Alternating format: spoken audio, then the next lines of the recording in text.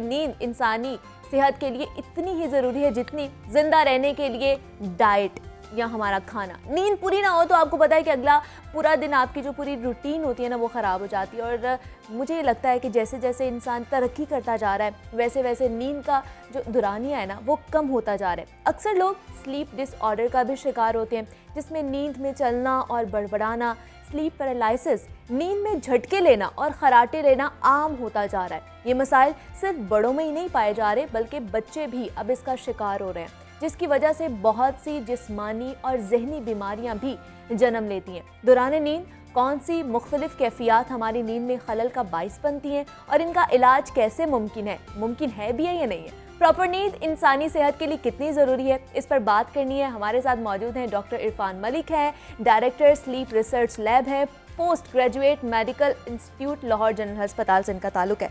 Sir मैं आपको खुशामदीद कहती हूँ, कैसे हैं आप? अल्हम्दुलिल्लाह फाइन, आप सुनाएं क्या? मैं भी ठीक ठाक। डॉक्टर इरफान, पहले तो मुझे बताइए इंसानी सेहत के लिए नींद कितनी ज़रूरी है और नींद को किस तरह आप डिफ़ाइन करेंगे? बिस्मिल्लाहिर्रहमानिर्रहीम। पहले तो thank you so much, Covid से हट के भी हमने बात की। स्लीप बहुत जो है ज़रूरी थी। कोविड के साथ साथ मेरे ख्याल से नींद का जो एक वो एलिमेंट है ना वो बहुत ज़्यादा इंपॉर्टेंट है। देखिए स्लीप को पहले हमने समझना है। आफ्टर माई पोस्ट ग्रेजुएशन जो एक एक्स्ट्रा चीज़ जिसको मैंने किया और उसके बाद ये इसके सेंटर भी इस्टेब्लिश किए वो स्लीप का था। ठीक है। स्लीप क्या इम्पोर्टेंट एक कंपोनेंट है हमारी लाइफ का, तो मैं इसको अपना 5th वाइटल साइन समझता हूँ। ठीक है।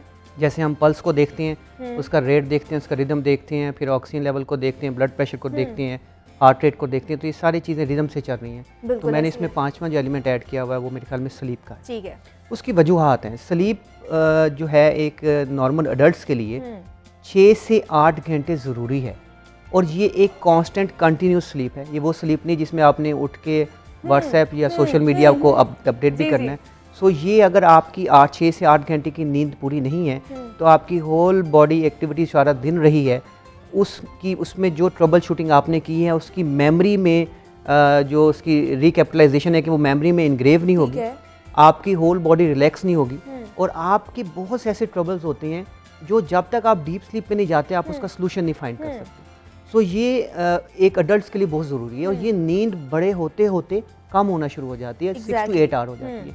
बच्चों में इसका दुरानिया 14 से 16 घंटे होता है और ये पहले साल उसके बाद ये बढ़ती इतनी हो जाती है। ऐसा क्या था कि और कितना अरसा हम सो के गुजारते हैं भाई। किसी भी शख्स का एट एनी टाइम जब आप उसकी एज का कंपैरिजन करेंगे, एडल्ट की मैं बात कर रहा हूँ, तो 1/3 टाइम 1/3 ऑफ द टाइम वो सो के गुजारता है। ठीक है। तो ये क्यों इतना इंपॉर्टेंट है? 1/3 टाइम बहुत ज़्यादा होता है। 60 ईयर्स का मतलब है हम 20 साल सो के गुजारते हैं। तो इससे इसकी इंपॉर्टेंस समझे।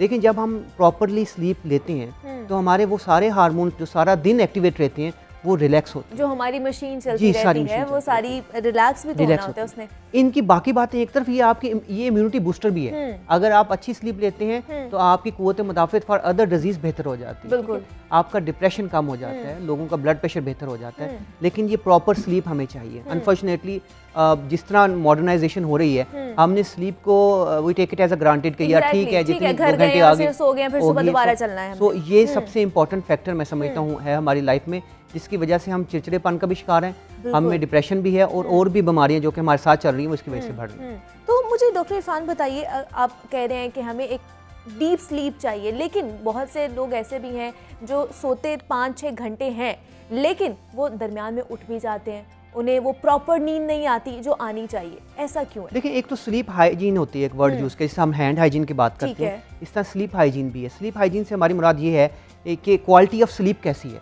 उस क्वालिटी ऑफ स्लीप को इम्प्रूव करने से पहले कुछ प्री रेक्विजिट हैं। Like what are the prerequisite? एक शख्स अगर किसी बेड पे सोता है तो वो बेड सोने के लिए, ना कि वो खाने के लिए, ना कि वहाँ उस पे बैठ के ऑफिस वर्क करने। ठीक है। सो हम जब भी बेड पे जाएं तो हम सिर्फ सोने के लिए ही जाएं। अगर हमें नींद नहीं आ रही तो हमें बेड से उठ के किसी काम में लग जाना चाहिए। एक तो हमें ये कंसेप्ट देखना चाहिए। फिर हमारा जो कमरा है उसका एक टेम्परेचर, एटमॉस्फेरिक टेम्परेचर हो, ना ज़्यादा कोल्ड हो ना ज़्यादा वार्म हो।